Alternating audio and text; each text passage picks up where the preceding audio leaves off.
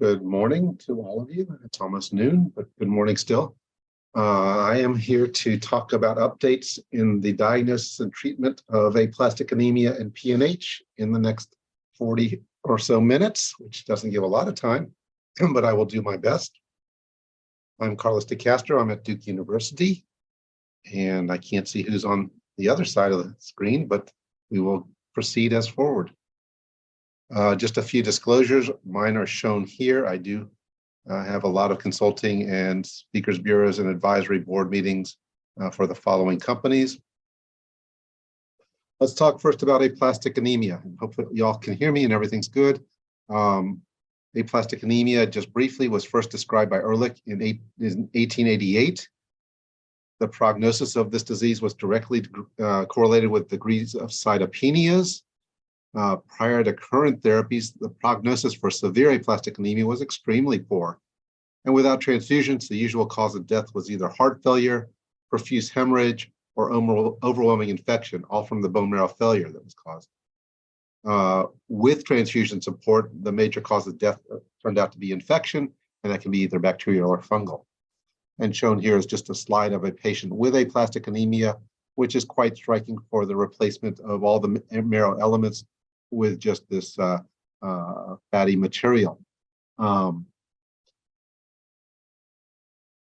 Aplastic anemia can be classified as either severe or very severe, and that's defined as having two of the three following criteria that was published by Comito many years ago: an ANC less than 500, a platelet count less than 20,000, or a retic count that is low, or being transfusion dependent. Very severe aplastic anemia is the same, except your neutrophil count is less than 200. And anything above that is either called mild or moderate. Several things can be associated with aplastic anemia or even be causative. This can include certain drugs, as shown there, chemicals such as benzene, viruses, of which many were shown here, including the non-A, non-B hepatitis, which is probably why there was an increased incidence in Asia that we noticed. And nowadays, we have to worry about COVID-19. And there have been several publications describing the association of COVID-19 infections with aplastic anemia or pure red cell aplasia. I show one here that came out of the group from Dallas and included Mount Sinai and the NIH in it, where they described 6 cases. We've also seen some here at Duke that seem to have a COVID infection, and then shortly thereafter develop aplastic anemia, all very worrisome in this day and age. The workup is as follows. Standard testing should include blood counts with a differential, a reticulocyte count, chemistries or a complete chemistry panel, LDH, haptoglobin to rule out hemolysis, PNH testing by flow cytometry, viral studies as shown there, HLA typing. I typically will do a T-cell gene rearrangement study by PCR. And then the diagnosis needs a bone marrow biopsy with flow cytometry, cytogenetics, and NGS panels are being done very commonly these days. We need to be aware that there are cases that are probably more associated with genetic defects, these so-called inherited bone marrow failure syndromes that are out there.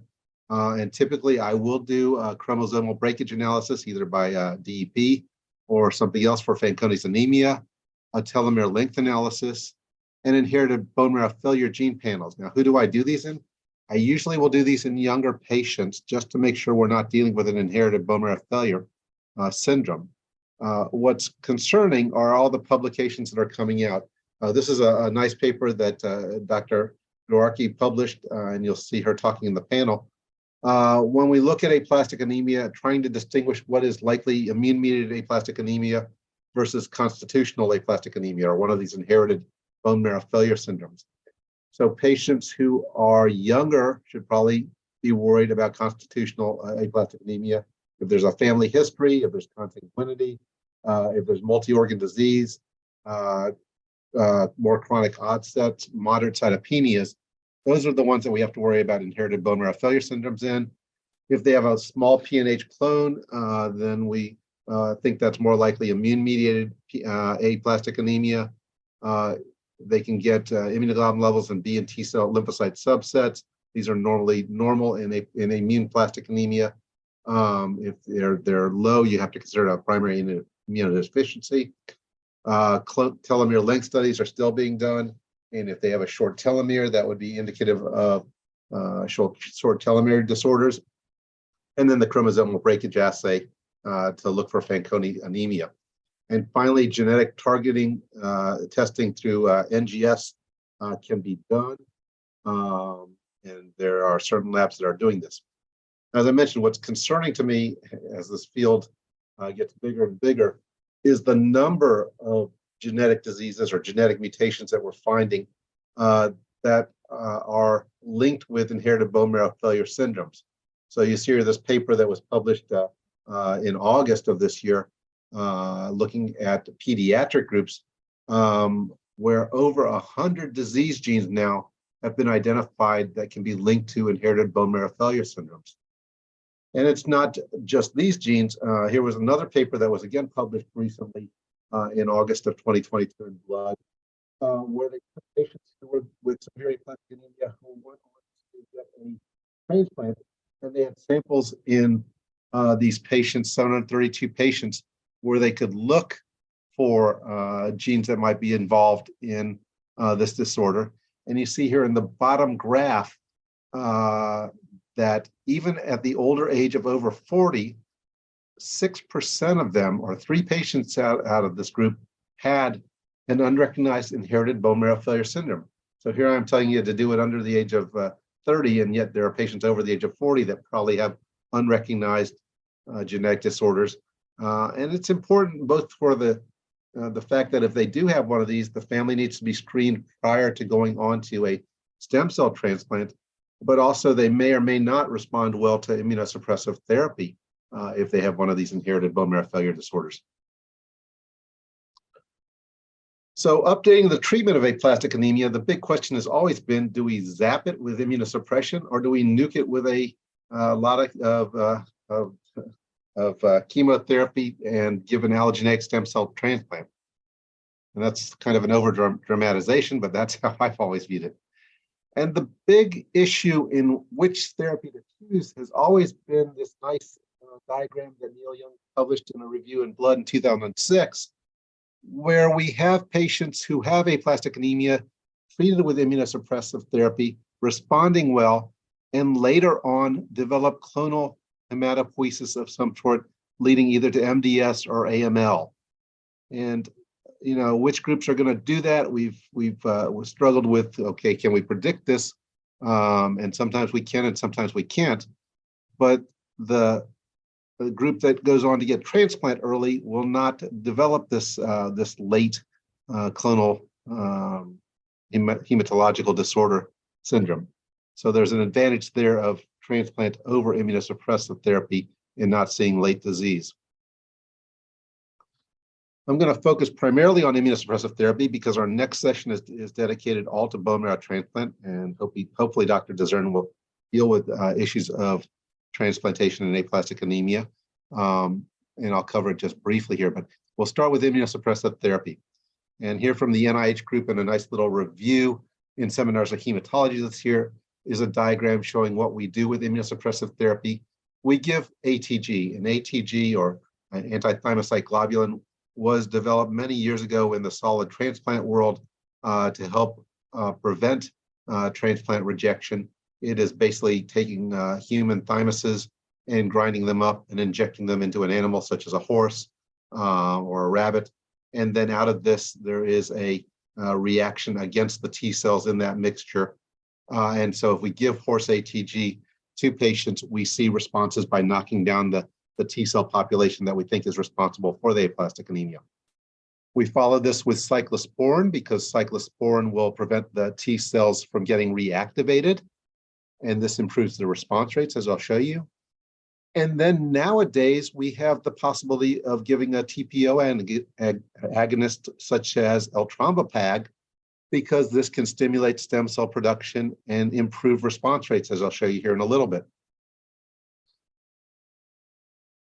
Going way back to studies, and this again was from a review that Neil Young did in Blood in 2006, looking at ATG plus cyclosporin for aplastic anemia, or severe aplastic anemia. You see here the response rate ranging from 61 to 77% in these patients, which was very nice. It seemed to be better than the typical response rate we saw with ATG alone, which tended to be in the 40% range. You see a relapse range ranging in the 10 to 20%, sometimes 30% range. And you see the clonal evolution into a hematologic disorder later on in anywhere from 6 to 11% of patients. Survival was not bad in this group. And this was our standard therapy for many, many, many years. For patients who had refractory or relapse disease, there was always a problem, especially with thrombocytopenia.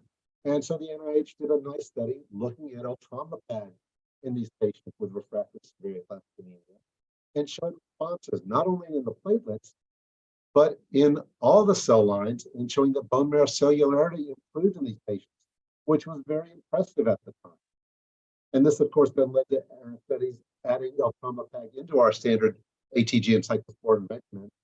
And the study done by Townsley and the NIH group is shown here, where they took patients, they had 3 different cohorts, starting eltrombopag either at day 14, cohort 2 was day 14 to up to 3 months, and then cohort 3 started eltrombopag at day 1. And actually, it was this first cohort that had the higher response rates when it was looked at.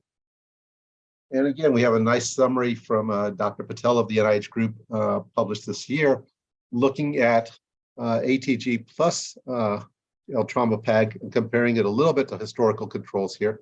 And you see the response rates shown down here at the bottom, going up into the 80% and almost 90% range.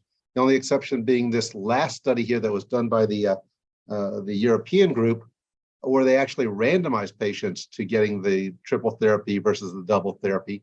And their response rates were not as high, but again, they started the eltrombopag a little bit later, and people wonder if that affects the response rates or not.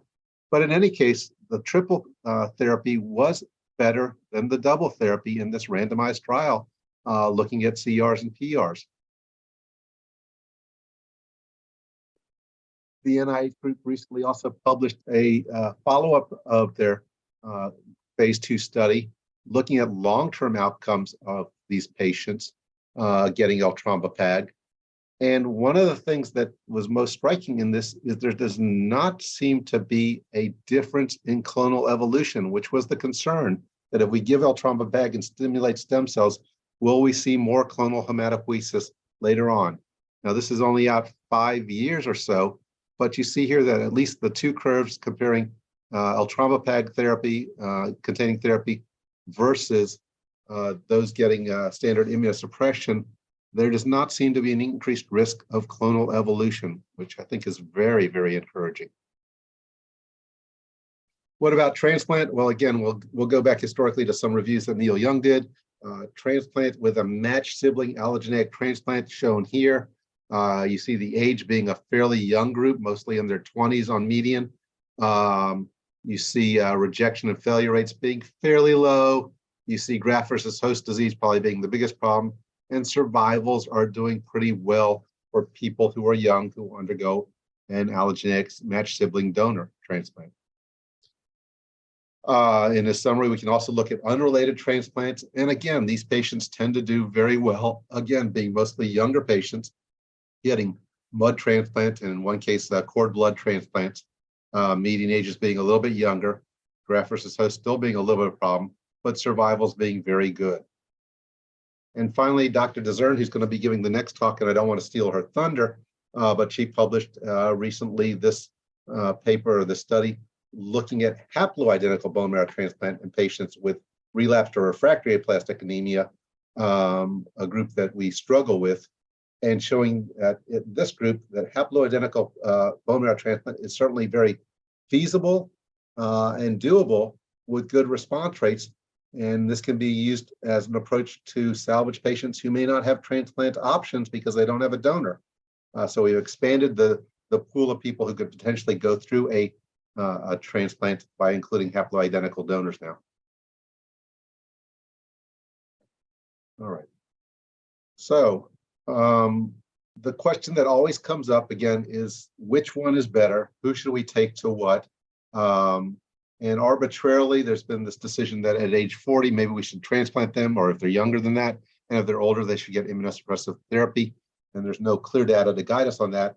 I will show this recent paper that again came out of a group looking at match-related transplant versus immunosuppressive therapy, now including eltrombopag, since it's our group that we now consider the standard.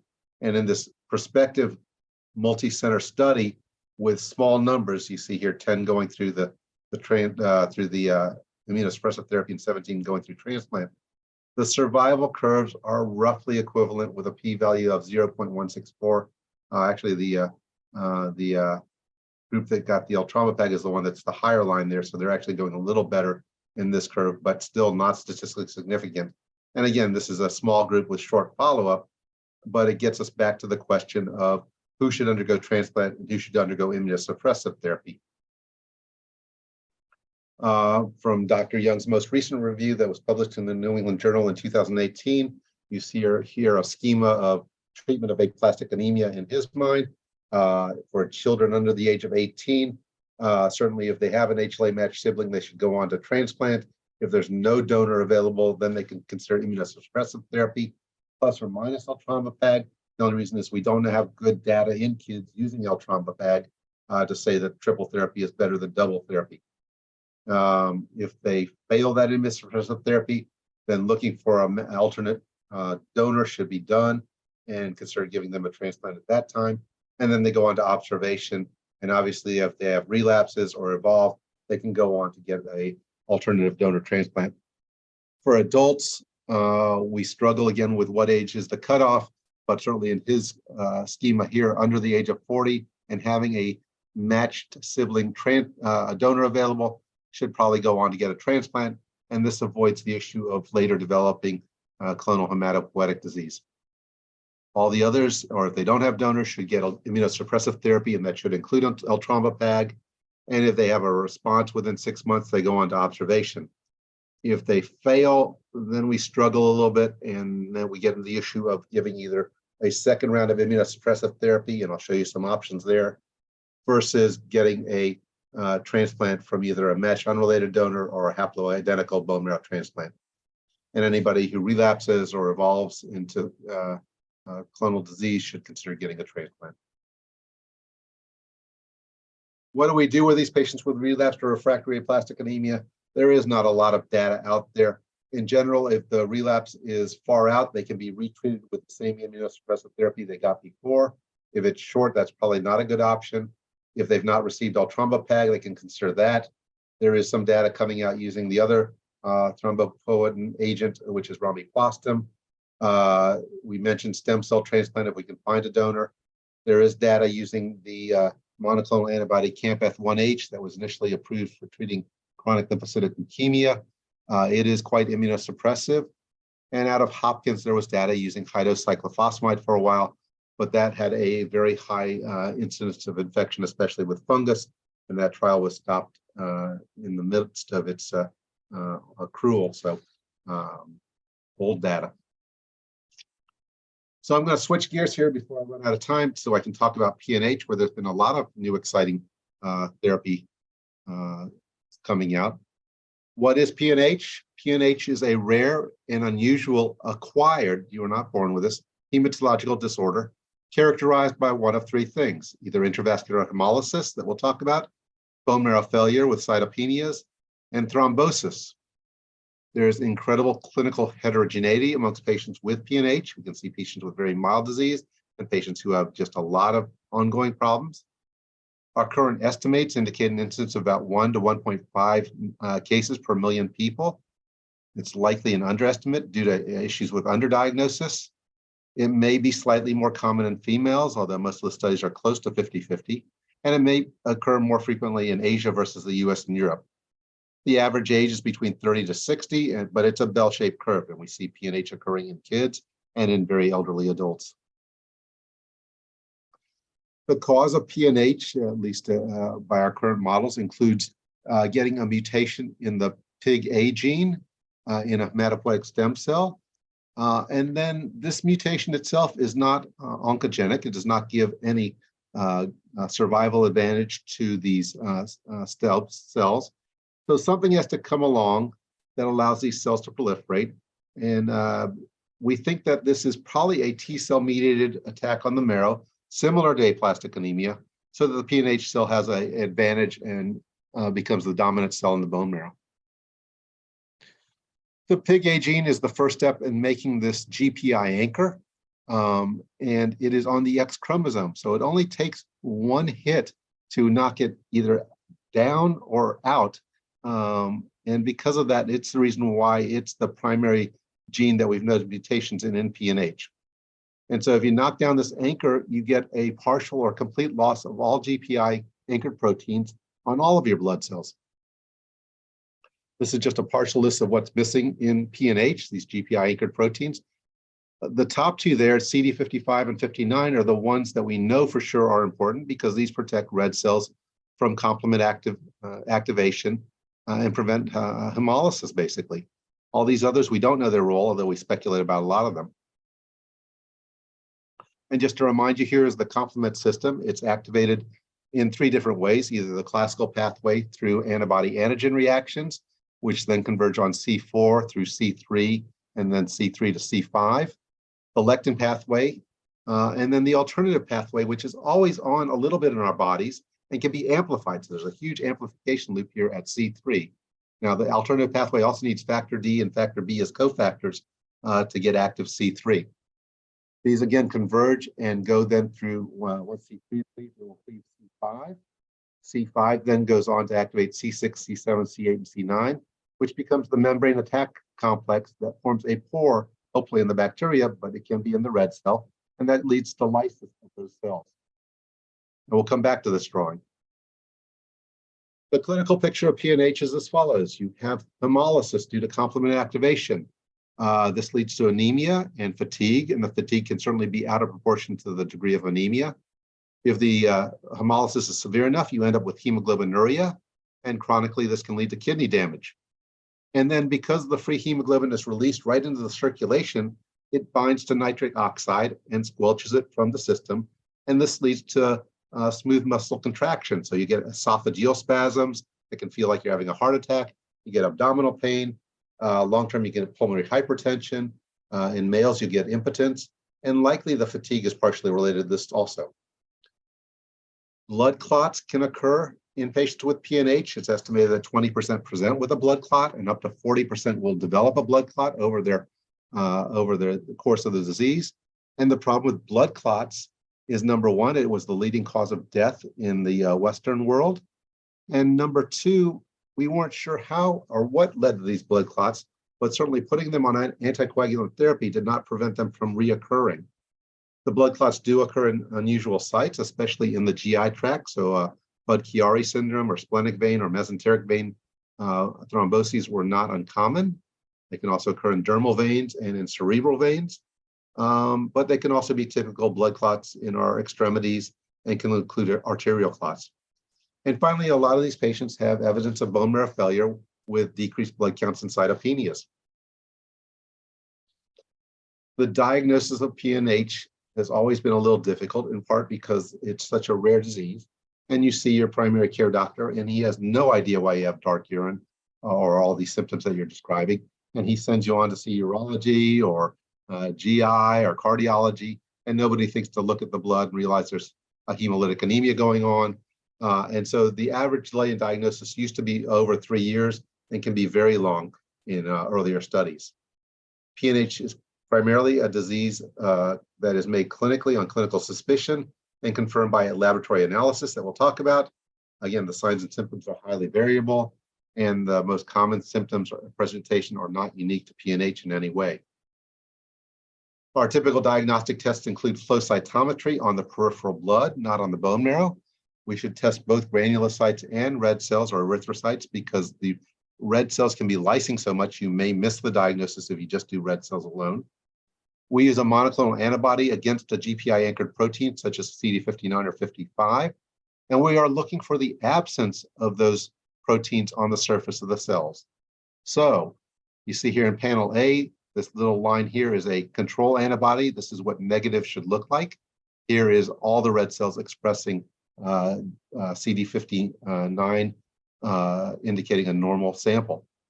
Panel B is a patient who has this PNH clone here that is completely absent, or type 3 cells.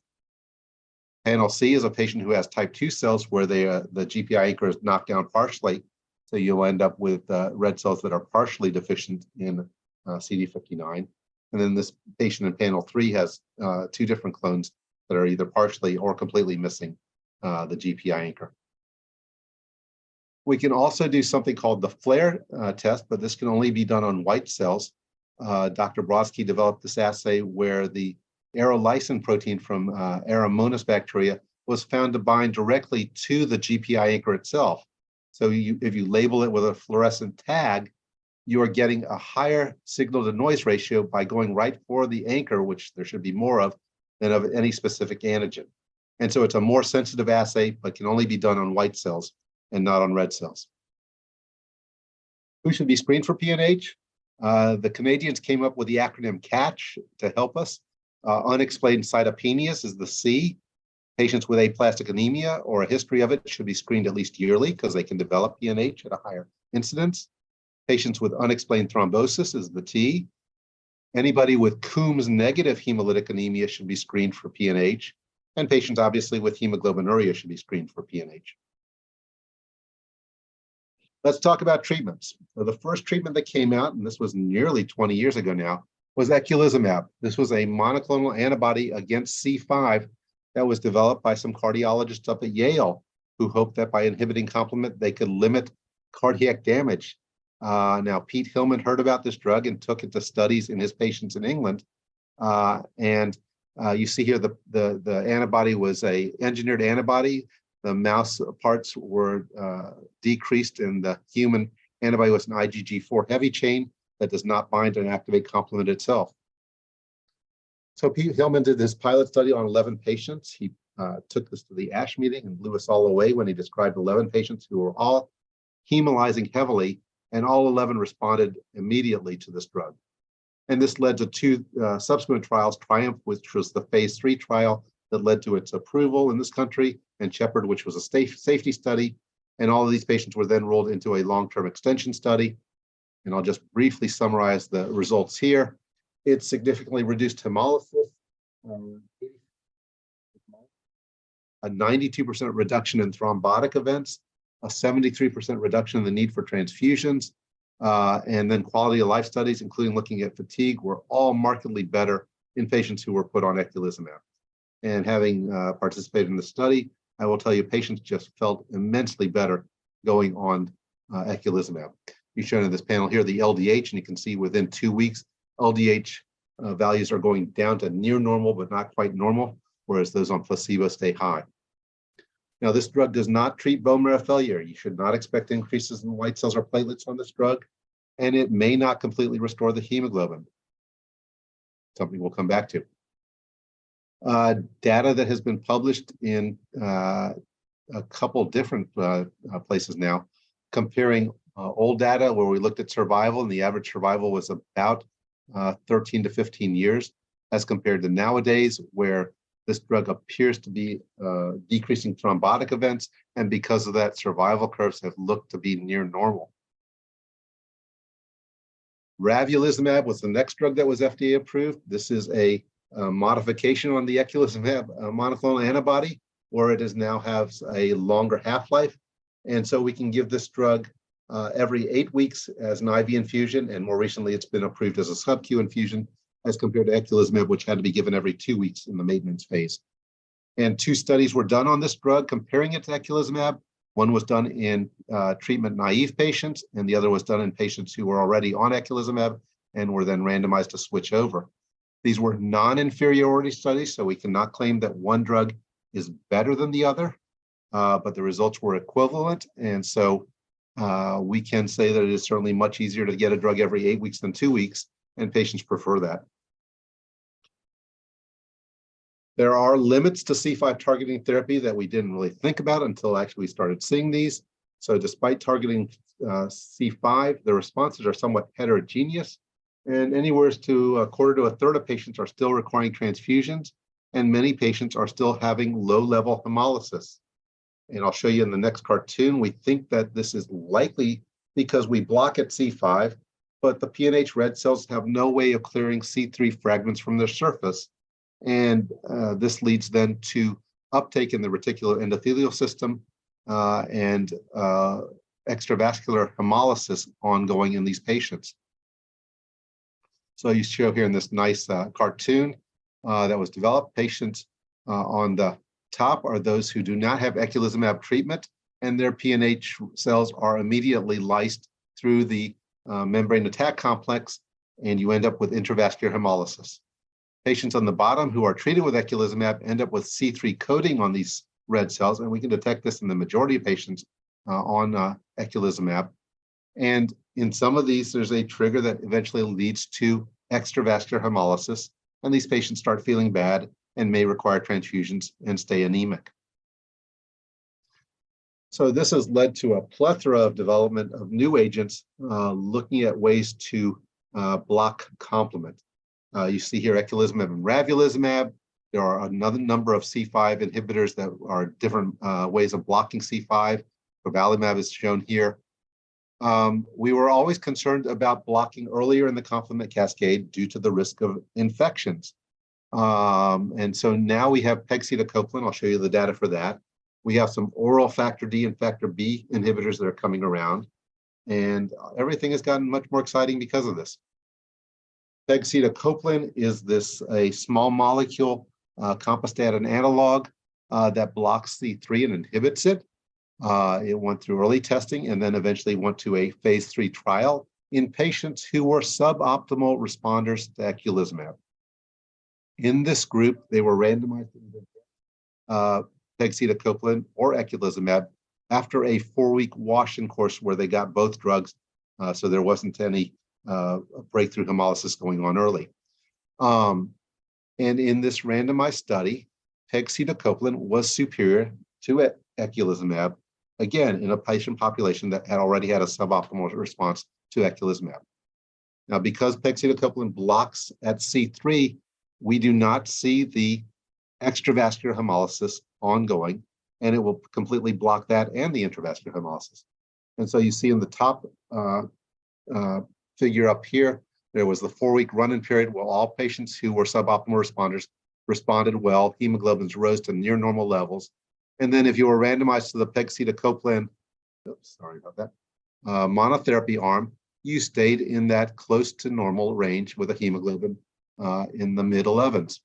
If you went back to eculizumab monotherapy, you fell back down to your baseline, which was a hemoglobin of around 8.5 or 8.6. And week 16 was the endpoint of the study. And then they went on to a long-term extension study. And you see here below the data that was presented and has recently been published.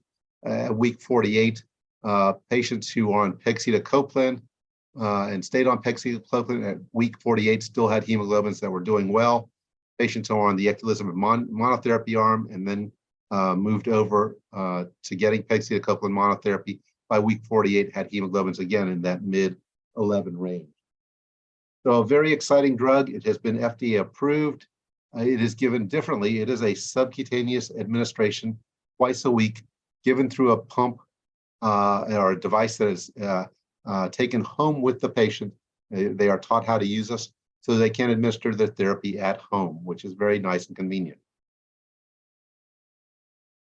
Who to give which drug to is still a problem.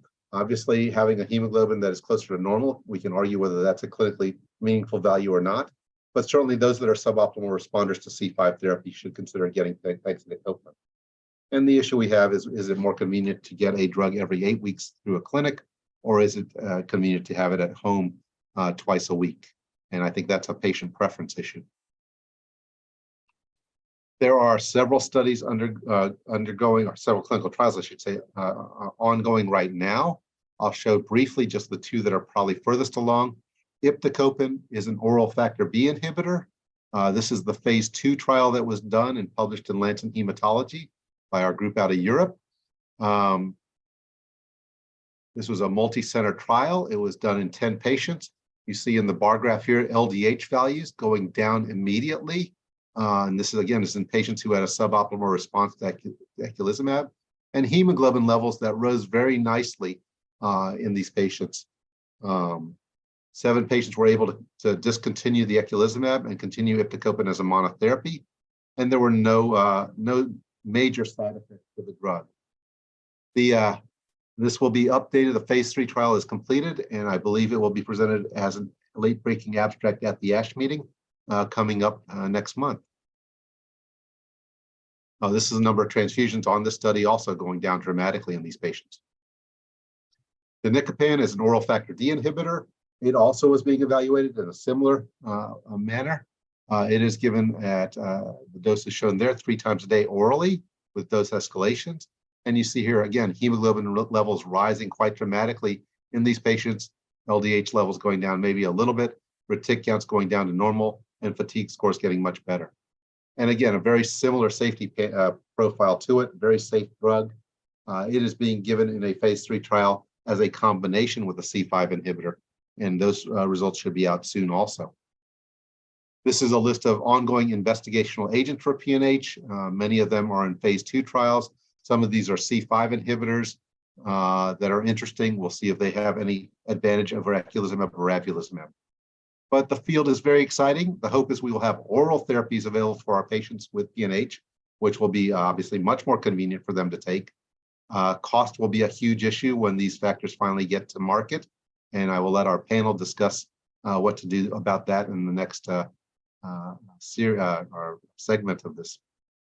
And I think that's all I have. I'm going to open it up now to any questions that y'all may have about PNH or aplastic anemia, and be happy to answer it. Hi, Dr. DeCastro. We do have one question that has come in. How can you explain the hemolysis observed with pegcetacoplan? Thank you for answering that question for us. Breakthrough hemolysis can occur for a couple of reasons. In the pegcetacoplan, there were, I believe it was 3 or 4 patients that developed breakthrough hemolysis. There was actually more that developed it on the eculizumab arm of that study. Those patients had to stop the study because we did not put anything in there about what to do about breakthrough hemolysis, and they had to then go back and get their C5 inhibitor therapy. When we've looked at that group, there's a concern about the dosing of the drug. The dose is just a standard one dose fits all. The patients that seem to have the breakthrough hemolysis had a little bit higher BMI, so maybe it was underdosed. And there's always the concern that you can have a breakthrough due to overwhelming activation of complement, so that you are overwhelming however much drug you have in there, either due to infection or other reasons. And that's one of probably the primary reasons we're seeing breakthrough hemolysis on any drug. Thank you.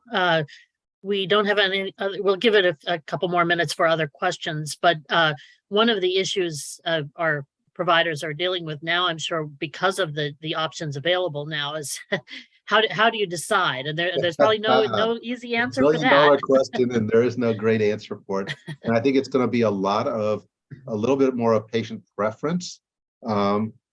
Certainly, we have the PRINCE trial, which is looking at pegcetacoplan in untreated or treatment-naive patients with PNH. That could not be done in this country, obviously, because we have standard therapies, but certainly in countries where there is no C5 inhibitor therapy, this trial was done. And those results are out there now, and the drug looks very, very good in untreated patients. So I think it throws us in a little bit of a quandary about what is the best treatment. Certainly, we have a lot more long-term data using C5 inhibitor therapy. We know it's fairly safe. We know we have to watch out for meningococcal infections. That's probably true for all of the complement inhibitors, that we have to watch out for infections, especially meningococcus. And we know that the C5 inhibitors probably do reduce the incidence of blood clots, which is significant. Thus far, it may be very true for the C3 inhibitors, but we don't have that long-term data to help us out in terms of, okay, is this going to really affect long-term survival in these patients? So I think right now, it's still a little bit of a C5 inhibitor is probably preferred, but that may change as we look at the data more and more and say that, hey, C3 inhibitors seem to do a better job of raising the hemoglobin to near normal levels. And if they're safe long-term and that they reduce the incidence of clots, then hopefully they will become the standard therapy. And certainly everybody's excited about the oral therapy because it really does change how these patients are impacted in terms of having to either give their drug through a sub-Q pump or come into the clinic to get their IV infusion. And what are the challenges with oral switching to oral therapy? Like what are some things that need to be taken into consideration there? I think that the biggest question that's going to be is what happens if a patient misses a dose or if they go on a trip and forget to bring their medication with them. It puts them at a risk of hemolysis because the half-life of these drugs is not very long and they may start hemolyzing fairly quickly. So how will companies respond if they need a drug shipped out to someplace in Europe because we took a trip and we forgot to bring our drug with us, et cetera? I think those are all questions that have to be answered in the future. And as far as the obstacles that you've observed with PNH patients that you've been treating and that you know of from other studies and colleagues, what are the issues that come up most often with PNH patients as far as barriers to care or time to diagnosis, anything like that? The primary barriers to care may be more on our part in that there are not a lot of doctors that are familiar with taking care of PNH patients. And certainly depending on where you live in the country, that may be very difficult to find a hematologist that has any experience at all. That's part of the reason why I make myself available to any hematologist that wants to call and talk about PNH patients so they don't have to travel all the way to the East Coast or far away. But I think that's a big problem is that patients many times live very far away from a center that may have any experience with PNH as being part of it. The other problem, and the panel can talk about this, is these drugs are incredibly expensive. And making sure that insurance coverage is there and making sure that they can get the medications can be a huge problem. Well, thank you for your presentation today. Welcome. I think let me introduce the panel that's coming up now to help us out here. So this will be a panel discussion. And introduced Emma Dorkey, Susie Lee, and Deborah O'Neill, who all have something to say about aplastic anemia and PNH in the roles that they play. So thank you all. Thank you.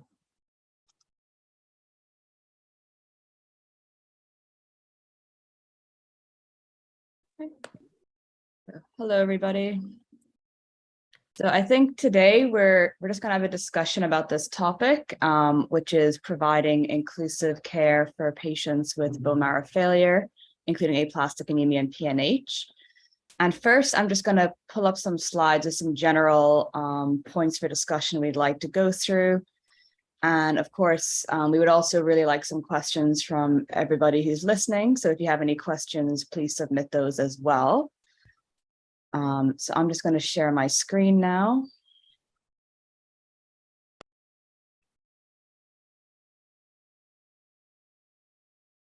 Okay, so I think the key points that we want to discuss today are number one, the barriers to care that patients experience. Number two, any inequities in care that we've encountered, and also a bit on how to address these gaps for in the future and for future patients. And I guess, just to briefly begin, there was a survey that was performed with patients with aplastic anemia and PNH who identified some key areas that I think we'd like to address today. So just to kind of alert everybody what these key areas were. I think the number one concern, or one of the number one concerns really was diagnosis delay. And this really boiled down to a lack of experience with AAPNH and also lacks of information and not being referred to a specialist. Treatment challenges, so this included things like side effects, time involved for treatment, distance from treatment centers, caregiver burdens, and also access to clinical trials was identified as an issue, such as travel to trial sites and not being aware that trials were available as well. So I think first, we'd like to try and address topic number one, which would be the barriers to care that patients see. And I guess I'd like to try and also open this up to our other panelists. So Susie and Deborah, would you like to give any thoughts on this? So Let me introduce myself. I'm Susie Lee. I am a PA at University of Southern California. I actually work with two non-malignant hematologists that focus on bone marrow failure and also specializes in aplastic anemia and PNH. And we do have, lots of patients that do travel from all around the world just to come to see us for aplastic anemia and PNH. Just like Dr. DeCastro mentioned earlier, there's not many hematologists out there that has aplastic anemia and PNH experience. And we do see that in our population of patients when they come to us. I think a huge one that we do get is when they come, patients are just, really scared. And at their other facility, they haven't really been told of treatment options and, the different availability, clinical trials, and just the whole background about each of these diagnoses. And I think these are big barriers that we've been encountering with our first-time patients. Good afternoon, everyone. I'm Deborah O'Neill. I was an aplastic anemia patient. I was initially diagnosed in October of 2017, did immunosuppressant therapy, had some success, but then had a relapse in June of 2019, and subsequently had a bone marrow transplant May of 2020.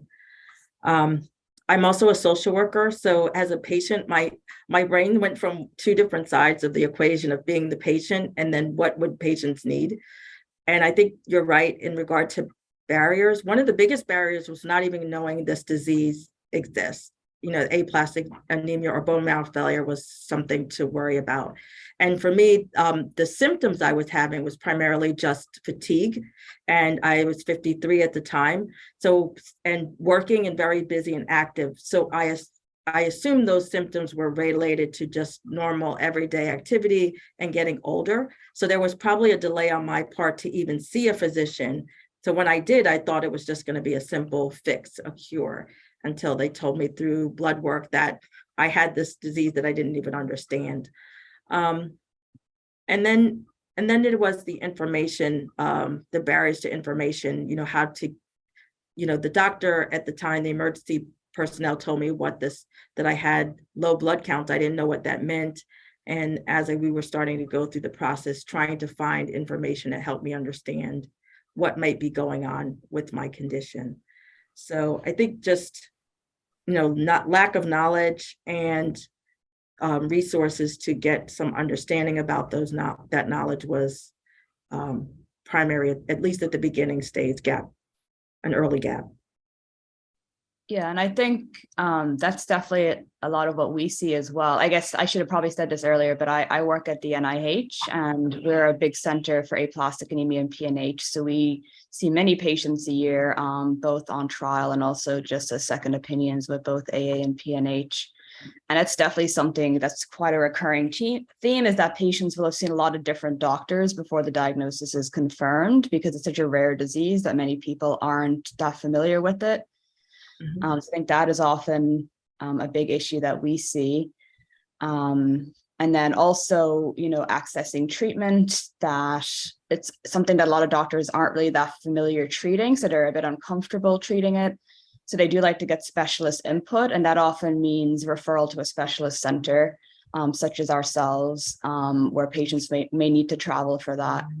And we see patients from all over the world. So we have patients traveling very significant distances from other countries and other parts of the country as well. Yeah.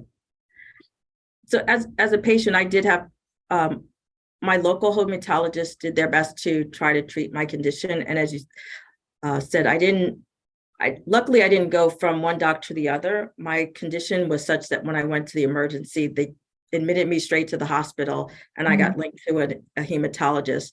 But what I can say as a patient, having gone through what I've gone through, I learned that there's a difference between just a general hematologist and a specialist in bone marrow failure diseases, and then specifically, aplastic anemia or PNH.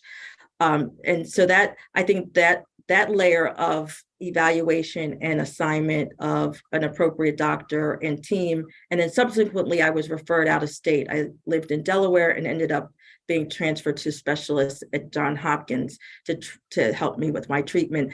So yes, travel was involved, but making those connections all took time, in regard to getting to the core of what I needed and subsequent treatment experience.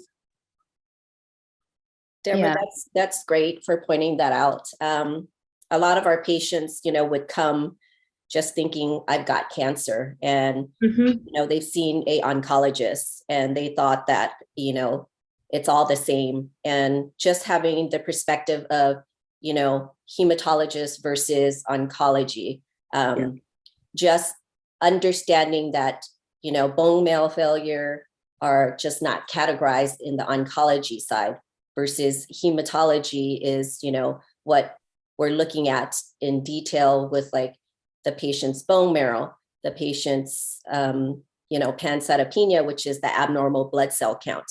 So just even the language that patients have to deal with, it's very shocking for them, when they first are diagnosed, with this condition. Just like how Deborah mentioned, what is low blood count? And while all the doctors are saying pancytopenia, our patients just so nervous because they don't even know how serious this is. Exactly. Until they start getting blood transfusion. And then, if that hospital is lucky enough to have a hematologist on board and educate them a little, these patients oftentimes are just lacking that information. And, getting a diagnosis that, is so rare already, it's got to be very shocking for not just the patient themselves, but of course, all the family members. Yeah, definitely. And I think the other thing here is, aplastic anemia, it's not a leukemia, it's not a blood cancer, but the treatment is not that dissimilar to what patients would be getting. It involves being hospitalized, involves ATG usually, which is, it's a tough treatment for people, or it involves bone marrow transplant, which is often used in malignant conditions. So it is a very serious diagnosis, and while not a blood cancer, does come with serious needs for admission and kind of long-term follow-up. And I guess I would say too, speaking to that idea that between oncology and hematology, that was part of the education piece that I had to navigate through. And I specifically remember talking to my doctor, specifically asking, is this cancer? And it's not that cancer is scary in itself, don't get me wrong, but I just needed to know where things lie and what we were trying to do in regard to treatment. The other piece of this, I would say, in regard to treatment and education, was finding good information and making sure I had quality sources of information. And I was lucky enough to end up finding AAMDS, which was great, NIH, to look at some reports and data. But because you can search the internet, we all do that, Google everything, and you'll find lots of stuff, and it's not always the best information in regard to the treatment you're looking for. So the other thing I would say from a patient perspective is just sometimes some of the medical reports are a little hard to understand, or as a patient to accept what they're saying, because you read things that talk about mortality rates and you're like, oh my God, am I going to die? Like, what's the likelihood of me surviving this treatment? And, kind of getting assistance to help discern what you read and understand in relation to the progress that medicine is making in the cures and the treatments for these types of conditions.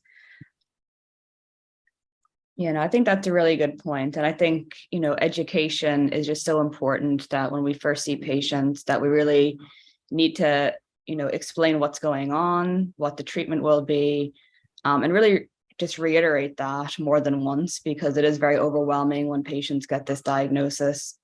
And just that, there's this kind of constant connection that you're talking to patients and making sure that they really understand.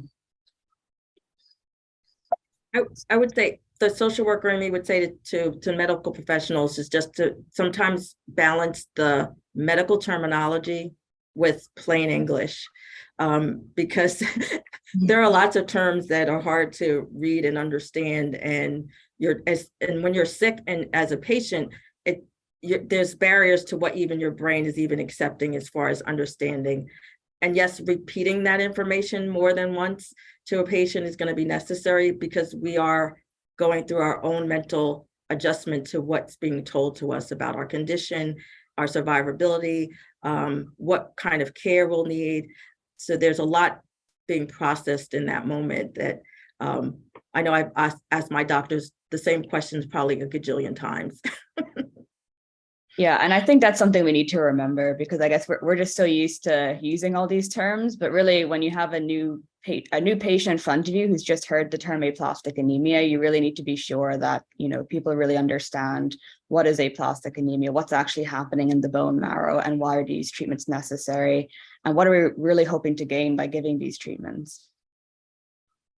Yeah, I can't agree anymore. You know, with our clinic, we're fortunate because we have pretty much advanced practitioners that work with our supervising physicians after the diagnosis. So all the advanced practitioners like the PAs and the nurse practitioner in our team, we oftentimes just remind ourselves, they probably already just got shooken up by the doctor. So we're going to probably have to come in and speak to these patients and kind of educate them in more of a layman's type terms to, you know, not one, just kind of just, you know, calm them down and let them know that, you know, now they're in good hands with the team that has a, you know, background in aplastic anemia and also PNH. I just want to talk a little bit about some of the patients that I did see questions and just like respondents that were, you know, over and over in regards to just insurance. And by the time they were able to get to that provider. So insurance barrier for our clinics, we see lots of them, abundance of patients. We see a lot of HMO patients at our clinic that comes to us with no authorizations for any form of blood work.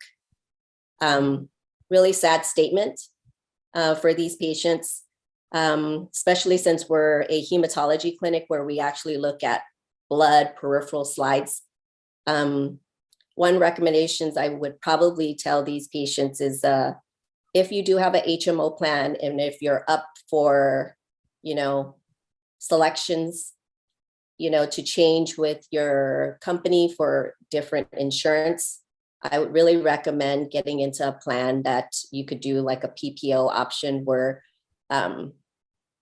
HMO, you would have to, you know, get lab authorizations for your condition. And I'm not sure if other, you know, institution like Dr. Groth, have you seen that with your patient population? Yeah, I mean, I guess just to give a bit of background, so NIH is a research facility and it's government funded. So we actually don't deal with insurance. Okay. Everything's on clinical trial and every patient gets treated for free. But we do run into issues where, you know, patients will come and they'll be enrolled on trial, but then they'll have to go home. So say, you know, patient from California, they fly here, they get treated, then they fly home. So there is follow-up that is required at home. So these will be like blood checks, transfusions, etc. And we do run into issues there, but generally we're able to work something out. But I do think I'm fortunate that I don't have the same experience with insurance that you and, you know, most of the patients listening to this now will have. I think it is a huge issue, particularly because, you know, follow-up really, especially in the treatment naive setting, when you've just been diagnosed and you've just received ATG or going for transplant, there's very, you know, intensive follow-up that's required. So patients usually need weekly labs, plus or minus transfusion. So, you know, that's something that can be a barrier in certain locations. You know, it can be difficult for patients to get in that we've found. And again, we're dealing with patients on a global scale. So, you know, patients from abroad who come and, you know, I guess, you know, just to start now with inequities in care. So geographic location, I think, is a big thing. So I think we're really kind of giving the Americans perspective, but, on a global perspective, there's huge inequities. There's lots of medications that are not available worldwide for our AAPNH patients. For instance, ATG is not actually available in many countries. So patients can't get ATG. Bone marrow transplants not available in many countries, and particular complement inhibitors are not available in many countries. We actually have a lot of patients coming to NIH for these treatments because they're not able to get them in their home countries. But it does become an issue, when patients eventually want to go home. What if they develop PNH? How do we deal with that? So these are all like, big kind of pressing global concerns in the AAPNH community. And I think, more specific to the US is insurance and funding issues. And in particular, we see patients who don't have insurance. We also see patients who may be undocumented, unable to get kind of state care. So that does become a big issue as well. Yeah. I know as a patient, I could say that from the funding side, I was lucky enough to have worked in a government. So I had good insurance and plans that allowed me to go, to get the treatment I needed. But there's still insurance hurdles. So there was, in the midst of being ill, having to deal with getting authorizations or making sure all of the things were authorized in a way that I could get treatment regardless of where I went. And then especially when we started to think about going out of state for care, would my coverage cover me to go to a provider who was not in my local state area? So, so there were those barriers. I luckily, before my transplant, primarily I was healthy. I didn't have a lot of secondary conditions, but I did end up with a secondary health condition, which was challenging. And when we talk about insurance and funding, my aplastic anemia was kind of the first priority condition we had to address. And then I had this now secondary condition. There are not a lot of funding options out there, really dealing with this dual need, because both needed to get treated in order for me to get better. And then how do we manage, getting those resources? And a lot of things I was looking for funding were geared towards children, less than adults. So there's lots of other funding sources for children who are through aplastic anemia or PNH or whatever, and yet even other cancers, that there's funding for those streams and not necessarily for adults, which could create a barrier, as you said, with people who might be underinsured or not insured or dealing with other issues that may prohibit treatment. Yeah, I agree. I mean, I think, one of the things we've explored in a couple of patients that just may be useful is there's actually a compassionate scheme from Novartis where they'll give Eltrombopag to, patients who are unable to get insurance. So that can be an option for some patients. But in general, like the other medications, cyclosporin is cheap generally. So, it is a potential medication that can be given. But ATG is a problem because really you have to be admitted. It's expensive, and really it is the best care for patients if you're not going to transplant. And then transplant itself is extremely expensive and usually would need to be covered by insurance unless your hospital is kind of willing to waive that. We've had that in a couple of cases, particularly with pediatric patients. But yeah, I mean, and then complement inhibitors are the most expensive. And really, you're looking at needing insurance really to get access to many of those, unless you think about a clinical trial. So that's another route sometimes for getting these medications free of charge. Well, I as a patient, I would say clinical trials is a little scary, if you can imagine. When you're in the middle of illness, and layman's terminology, a trial means what is somebody, how am I getting everything I need? Am I just getting a certain select thing so we could test this out?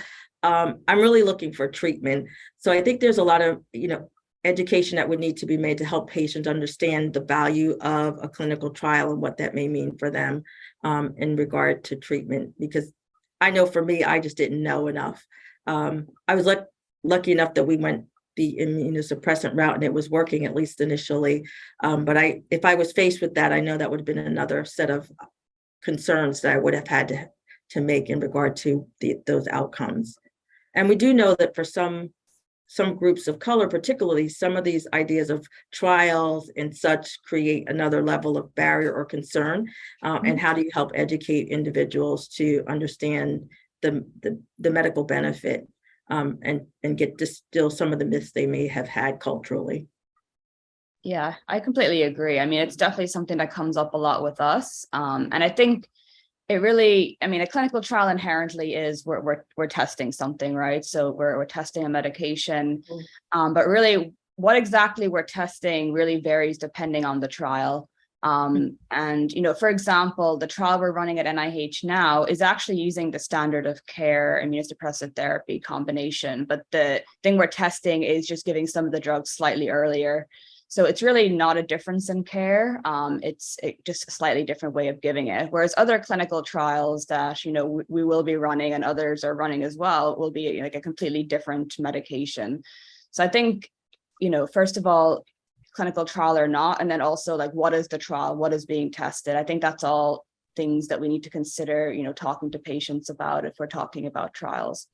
Yeah. Just to make really clear what is actually being tested here. Is this really a brand new treatment? And, you know, what are the alternatives? Like, is there a really good treatment already that, you know, you'd be better off getting?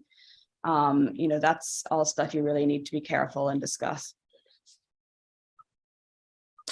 Yeah, I mean, I couldn't, you know, agree anymore. I mean, obviously just education in, you know, just the overall diagnosis and also just clinical trials in general. You know, like what Dr. Groke is saying, what is these clinical trials basically looking at? Are we looking at new drug, you know, aligned with a current drug, and just, you know, the benefits that, you know, and the duration and all that information just needs to be, you know, there for the patient to understand that, you know, are we doing this to, you know, totally, basically totally like switching out the drug? Are we totally, you know, using this drug in place of HEG, or are we basically using it just, you know, along with, you know, the different types of treatments? And so I think just the education piece is so important for these patients. It just knowledge, you know, I think, you know, from every point, it's just they're missing that information. And that's where all these patients are getting, you know, so nervous and scared when they get all this different drugs. Definitely. So I just wanted to check, is there any questions from the audience that we should address, Alice? Yes, we have not received any questions from our online viewers. Not Okay. yet, anyway. We still have a few minutes left. Okay, so I guess this was our final kind of talking point. So how do we actually address these issues? So I think this is probably the most difficult part, but also the most necessary part. So these are some thoughts that we had. So I think number one, you know, patient advocacy is very important. Patient organizations such as this, I think particularly in terms of disseminating information, is really vital. And also disseminating information on, you know, centers of excellence that patients can go to, and also, you know, information about clinical trials. I think, you know, healthcare awareness is important. You know, as we've said over and over again, this is a really rare disease. Most doctors will see maybe 1 or 2 cases ever potentially. Like it's not a common disease. So how do we address that and make sure that when someone does pick up a case that they recognize it and likely refer on to someone or discuss with someone who has more expertise? And then we've already discussed some of the issues regarding funding for patients, insurance barriers. I think help with travel. I think this is something that comes up just for us a lot, because I think most or many patients with aplastic anemia do end up traveling somewhere, unless they happen to live next to a major center. So how can we help with that? And then, you know, I've already mentioned this, but patient information, how do we disseminate this and kind of empower patients with knowledge about their condition? So Deborah, Could I- can I ask you a question? Since you were saying that you were diagnosed pretty much in your hometown, and then afterwards you did have to travel out of state. So did you run into any funding sources with your insurance?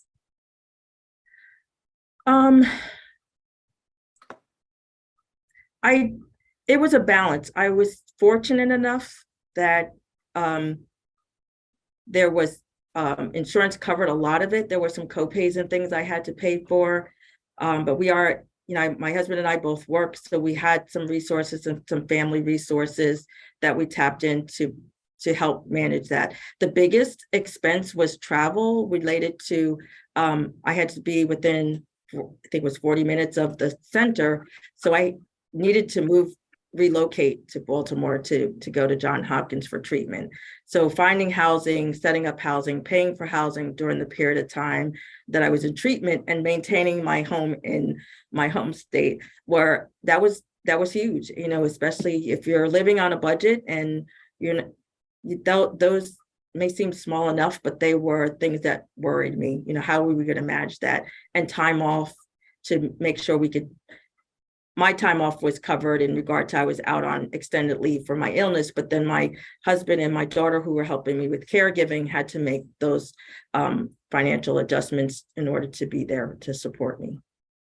Yeah, that must be so stressful. You're sick already and you're just having to juggle everything. And that's, oftentimes that's what I see with my patients also. Like organizations, our hospital, at USC, we do have many, different types of funding. Once you are with USC, I am also attached to our county hospital. So those are for our patients that don't have insurance, that do come and see us for initial visit. And then afterwards, if they are not able to get their treatment through their insurance, we are able to kind of wiggle around and get them over to our county side and have them treated at our county sector. If the patients do happen to run into any insurance issues, we do on both sides of the street, the private sector at USC, if the ATG was denied, and the hospital actually has a foundation program that we work with actually pharmaceutical companies to get the drugs free for our patient, like pretty much a compassionate use.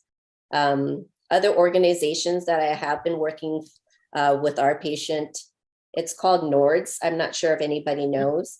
It's called the National Organization of Rare Diseases. A lot of our aplastic and PNH patients get treatment co-payment fundings through them. So, patients that are listening, please look into that. They do help a lot in regards to, co-payments, and Alexion, themselves, for our PNH patients, if you can't get funding there, they have a program also. Yeah, and those are wonderful. Mhm. I remember looking up NORDS, and I ended up needing my bone marrow transplant at the beginning of the pandemic, if you can imagine that whole horrific process. But there were, between those kinds of resources, and there were some others that came available, we were looking at utilizing as many as possible. The social worker in me, though, thinks about the patients that may not have been well connected. I had a good family structure to help support me through treatment, and I had my network, what I call my guardian circle, that helped support us. I always worry about people that may not have had those same supports, or I've been on support groups where somebody's a single individual, they don't have any family that's local, or there's been a couple of international folks that have been on some of the calls. When we talk about the resources, travel, and the agency organizations, those are the things that are really important. How do we help connect people that may be distant to those sources and connecting them, and how can someone who's alone be supported through this process? Because it's definitely a journey you would need help. And I want to say great medical teams like yourselves, are super, super extraordinary for someone like me, to make sure that we can, survive, get information, and feel supported, and we have the right people treating us. So thank you for that. Thank you very much. Thank And you. Thank you. I mean, I think, all the points that have been raised are really important. And I don't know, is there a way for us to kind of come up with a list of these resources, like just a one-stop shop where, everyone that's diagnosed, they get sent like a list of potential resources? I think that would be really important, because a lot of times even we're kind of scrambling, like what are the actual resources that are available for patients. I think it'd just be really great to have something that was complete and that we could give to patients. I think it's always evolving, and I do say I speak highly of AAMDS as a one-stop shop. So if there's resources we can send to them and add to their website, because it feels validated as a patient to know that they are a quality source connected to folks like you all in the medical profession, that I'm not getting some half-hearted information. So that may be my point of contact, would be to suggest we use AAMDS as a clearinghouse. Yeah, no, I agree. Any final comments? I think you did a wonderful job. Let me ask one question. I don't know, Emma probably doesn't know the answer because she's at the NIH, and but as these new drugs for PNH come out with more, hopefully, competition, do you think the price of these drugs will go down, especially the oral ones? Obviously, it's all speculation, but I'm not sure. I think that it's such a rare disease that they'll probably just keep the price similar for the new drugs, honestly. I think I maybe, suspect you're right. Yes. yeah. I think maybe biosimilars is where we're going to see a price drop in the future potentially, but I'm not convinced. I mean, if you think about it, I guess as a drug company, you spent a lot of money developing these drugs, and the amount of patients that are going to get them is not that many. So it's in your interest to keep them high, unfortunately. Yes. Yeah, and I think it's all really depends on the insurance too, right, Dr. DeCastro? Like, which insurance is going to pay for each drug, and then what contract does that insurance company actually have with their plan is kind of what I've been running into. When we talk about just the simple L-Trombopag and Avatrombopag, for our patients, some insurance company is only going to pay for L-Trombopag.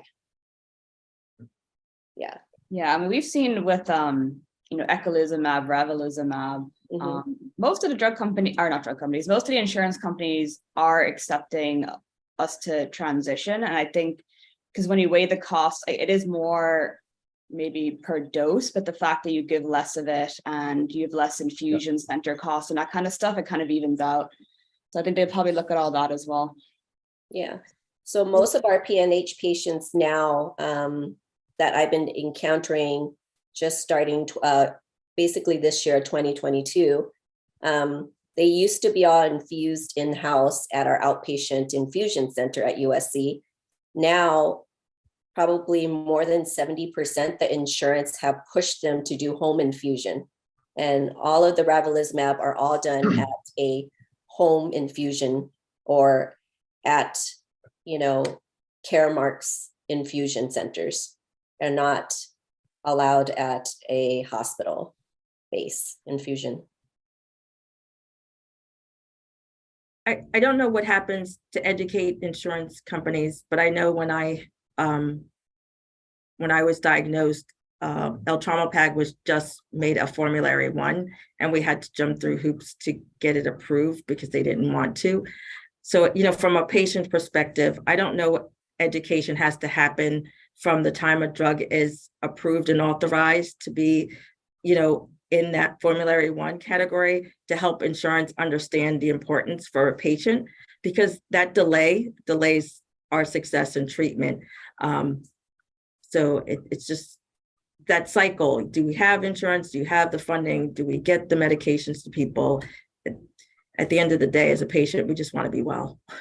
No, I totally agree. And, it is a huge barrier that our patients are encountering now with the insurance company. It's really unfortunate. They don't see it. They don't see the patient care that, we are trying to provide for our patient. They do constantly make all of our patients struggle. They'll deny the medication. So now I think with Altrombopag and also like Avatrombopag, those two particular companies, they actually have 30-day trial medications now for these patients. Once they're diagnosed, you get a prescription. We could pretty much loop around and not have to go through the patient's insurance right away and get them free drug through the pharmaceutical company without any questions asked, as long as your provider's writing it for you. And then we have 30 days to fight with the insurance to basically get the drug to the patient. So that's a thing to keep in mind for the patients. If your provider needs you start, you on a medication, I know for sure Promacta and Doptelet does have 30-day, free trial drugs now. That's very super useful. helpful. Yeah. And I would say for those of you in centers, and this is the social worker me talking about this, is I know I had some good case management happening to help navigate some of the insurance pieces. Because again, as a patient and you're in the middle of, you're dealing with your illness, the last thing you can do is making all these phone calls and making the case for what you need, and sometimes not even understanding all the, again, medical language as you talk about that you need to connect with the diagnosis. So when you talk about medical team and support, including the caseworker, be it social worker or nurse or whoever helps in that back end, is truly important for patients. Oh, I agree. We have an amazing social worker and we have an amazing nurse and APs who all work with our patients. So it's definitely a team effort.